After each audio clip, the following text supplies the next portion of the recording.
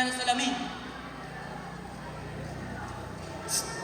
Placido, tulungan mo ko. Ano ang sasagot ko? Placido, tulungan mo ko. Aray! Napakahayop mo naman! Wala na nga. Sabihin mo, hindi tinatagos ang liwanag, kundi sumasalamin ito. Padre, ang salamin po ay hindi na tinatagusan ng liwanag. Dahil ito ay makintab. Napakagaling! Isang henyo! At ikaw naman, Pinidente!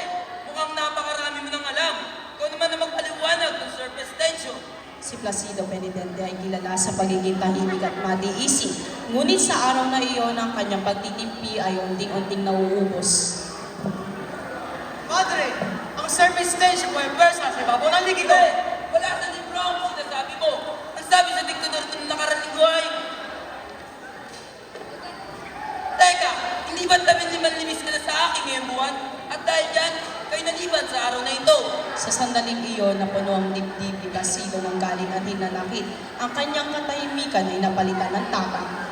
Ngunit Padre, nandito ako! Naririnig niyo ako! Nakikita niyo ako! Bakit ka magawing liban ng isang sumasagot sa inyo? Ito ang katawan mo, pero ang utak mo ay nasa labas.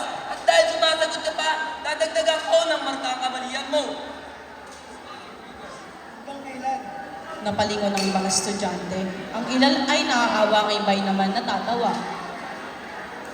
Sapat na! Hindi ko na kaya mga mahiya! Kung kaya niyo ibigay ang tunay na algam sa amin, huwag niyo kami kalatapanan sa harapan niyo! Kaya ibigay niyo lahat ng bagsak at liban sa akin! Bastos! Ang edukasyon ay hindi para sa mga hayop na katulad ninyo. Hindi na nagsalita si Placido.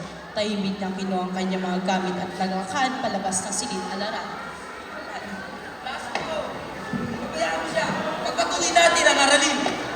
At sa likod ng kanyang malamig na tinig, nananatili ang katahimikan ng isang kabataang nawala ng tinig sa loob ng silid-alaran.